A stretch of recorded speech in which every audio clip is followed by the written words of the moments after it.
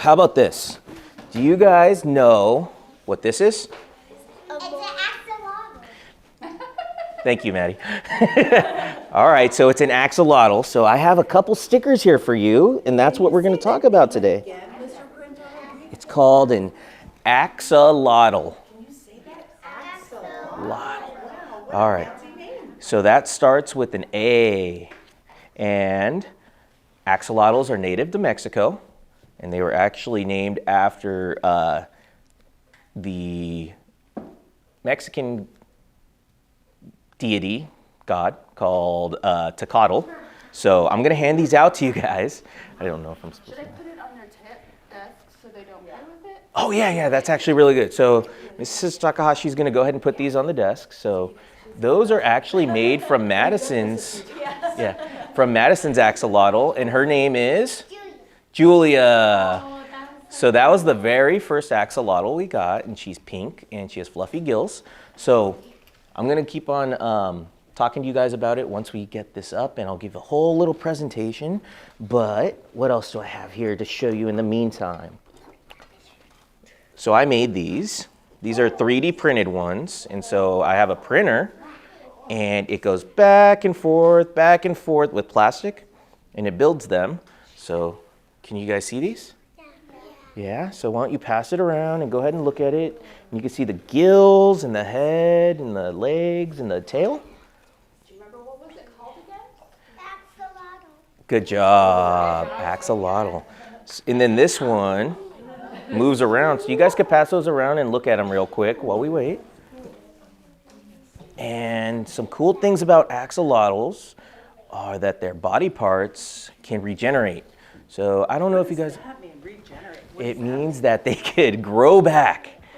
And I don't know if you guys have heard, like, you know, how lizards, when their tails fall off. Yeah, I was just saying a lizard too. Yeah, lizards' tails fall off, like, for defense. So that way, if an animal tries to eat them, their tail falls off and wiggles, and then it grows back. But axolotls are very special because they can grow back any body part. So even if their arm gets chopped off or something bites their tail or anything like that, it'll just completely grow back. How cool is that? That's so cool. That's crazy, right?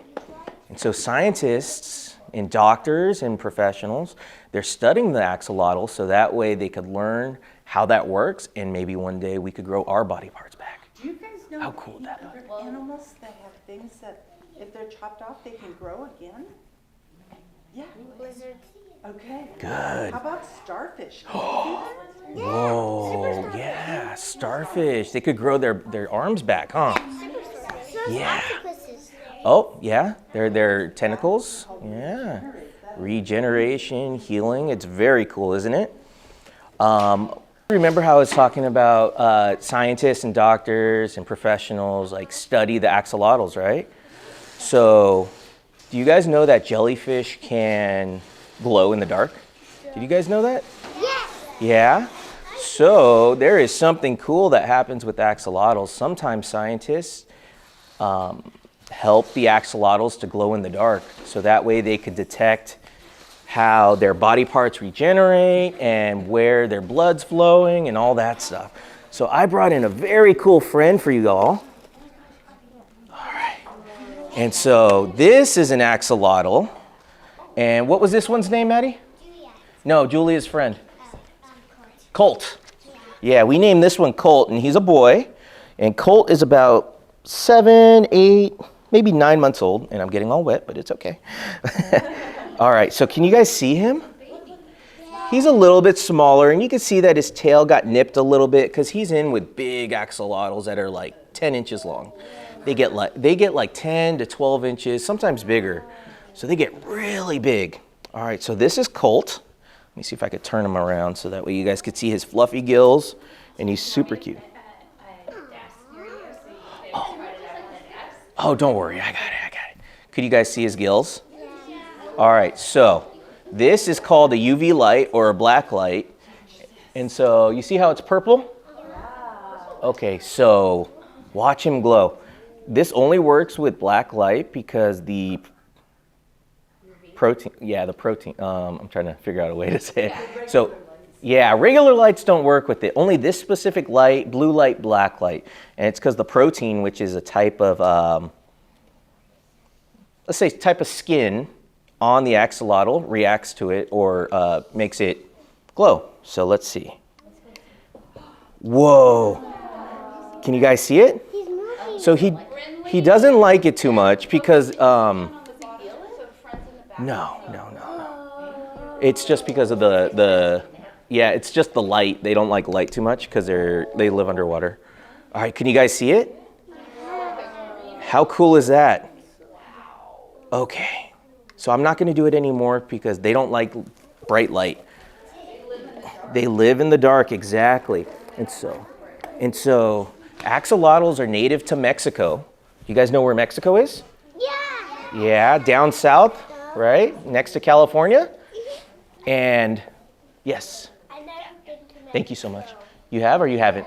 I've never been. You've never been there? It's okay. I have. Me too. Yes, Under the United thank you. It is under the, very good, very good. And so they're native to Mexico, and they're actually called Mexican walking fish. And it's because they could crawl and walk under the water and jump onto logs and rocks and everything like that. And so since they live underwater, what do they breathe with? Gills. Gills. Good job. That's good. I'm so sorry about that, ladies. Can we breathe underwater with gills? No. No? We have lungs. So Lungs, you're right. I made the presentation for 5-year-olds. Thank you. Say thank you, teachers. Okay, so we're going to learn about axolotls finally a little bit more. This is how you spell it. Can you say it with Axolotls. Good job. And that's Julia the axolotl. Yeah, so that's Maddie's first axolotl, and I made a sticker for her. Can we go to the next slide? Okay, axolotls are super cute. And so that was Julia when she was a baby, and she used to be king of her mountain, or queen of her mountain. And so that was like a little rock that we had in there, and she would just hang out and look at us and beg for food. And axolotls are super cute, right? And when you look at them straight ahead, they have this happy little smile, and they always look like that, and they're just like goofy. And they have frilly gills on their heads. And so this one is pink. It's called leucistic. I know that's a hard word, and you guys don't know what it means. But I think I told you guys about albino last time. You probably don't remember. Albino's what? Very good. And so what Albino crocodile. Exactly. And so albino is a lack of skin color, right? So I'm a little bit darker, right? Brown. We're all different types of skin, and we're all different and individuals. And so if I did not have any brown in my skin at all, I would look white. And so that's what happens to animals and people sometime, and it's called a lack of pigmentation. And so when that happens, they're white and they have red eyes and white hair. And so she is not white, but she's leucistic. And so that just means she doesn't have any dark colors on her at all. So she's white with black eyes. There's also pink, white, wild type, which are like brown. There's black ones, there's gold ones, there's copper ones, there's purple ones, and they could come in different colors too. Really cool. So, All right. I have one question. Yes. Did you already explain, like, why is that a girl? How can you tell if it's a girl or a boy? It's hard to tell. Oh, okay. It's hard to tell when they're babies, but when they get older, they have something called a cochlea, and that's very similar to what other animals have in amphibian. Oh, by the way, they're amphibians. They're not reptiles. So an amphibian is an animal that lives in the water and is cold-blooded, but can also live on land. And so I will explain your question in a second. This will go on to it. And so amphibians, perfect. And so they're actually salamanders. So you know how, salamanders, they live usually on the land, and they sometimes live in water and go back to land. These are actually salamanders that live in their larval state. Larval state is like their baby baby state, baby version for amphibians. So you know how frogs have tadpole babies, right? So that's basically a tadpole version of an axolotl or of a salamander. And the reason that happens is because there is a specific hormone. Let's see, specific type of food that they take into their body and they absorb it. You know, when you guys eat, and they don't get that hormone or that food, and so they never grow into a salamander, like a traditional one where they live on the land. And so they always stay like this, live underwater, have gills, all that stuff. All right, so axolotls are special because they can regrow their body parts if they get hurt. They could do that with their legs, tail, even their brain. So if they ever get hurt or anything, everything just grows back and regenerates. All right, next slide. Okay, so we talked about how they could breathe underwater. That's their special superpower, and their gills help them take in oxygen, just like fish. And if you ever get a chance to meet one, like this one, make sure you're very gentle. They don't like to be touched too much, and they live underwater where it's darker, so they don't like light too much. All right. How long can they live underwater, or how long do they stay underwater for? Their entire lives. Their entire lives. Yeah, yeah, and they could live 15 years. Yeah, huh? How long do they live on land? So sometimes they do turn into traditional salamanders. Sometimes they do morph, and that's very rare. So when that happens, they lose their gills, and they change color, and their fingers get more like actual human fingers, and they start climbing on the land and in the moss, and they look completely different. They turn black. Yeah. Is there Were you gonna ask a question? What do they eat? Right here, good call. What do they eat? And so that's Julia being a chubby, and she really wants her worm. So axolotls have a very good sense of smell, and they use it to find their food underwater. So they eat stuff like worms, little fish, insects, good job, bugs, anything that they could get their mouth into. Anything they could get into their mouth. All right, next slide. Nope. All right. And so they have a very good sense of smell, like I said. They could grow 10 inches long, like I mentioned, sometimes bigger. And they have a sticky tongue, so that's how they are able to grab stuff. Kind of like a frog, right? So when they bite onto something, their tongue latches onto the food, and that way it won't get away. And so those are some of the axolotls I have in one of my aquariums. So there's like 10 of them, and those are called gold albino ones. Let's go to the next slide. Gosh, Maddie, your world is full of creatures. And I mentioned that scientists learn how to grow, how they grow their body parts, so one day they could, help us grow. So if we ever get hurt, we could grow back our skin, our fingers, our, everything. And so these are the brown versions, and those are traditionally what they look like out in the wild. And so they're an endangered species, and they only are found in a very specific part of Mexico. So we need to take very good care of all of our friends, right? We talked about that last time. We need to protect our ecosystems and all of the animals that come into our lives, all of God's creatures. Can we go to the next slide? And I think that's all. Okay, so that's axolotls. And do you guys have any questions? Anything at all? I have a question. Yeah. What kind of food would change them into a salamander? Because you mentioned something. I was trying to put it into yeah, children. yeah. So it's actually, it's the hormone that, what do we have? Oh, thyroid. Thyroid. Yeah. There we go. So there's a hormone in the thyroid that affects the axolotls. I forgot what it's called. And they lack it. And so scientists discovered that if that hormone is injected into them, or if they have an overabundance of it for some reason, then it's a very rare mutation, and they actually grow into their full salamander state. And they look kind of funny. They all look like a normal salamander. They're bigger, Yeah. and they're it's very cool. Yes, Victoria? Where do they live? They live in Mexico. So do we have a? Oh, like Yeah. Oh, they live. Oh, good, very good call. Very good. Yeah. So they are freshwater. So they live in a lake in Mexico, and yeah, in a lake, and it's only one area of Mexico, and they're very endangered because the water's super dirty, and there used to be thousands and thousands and thousands. Thank you very much. Okay, so exactly. Here, it affects them way over there. Yeah. Okay, so this is North America, right? And we live up here.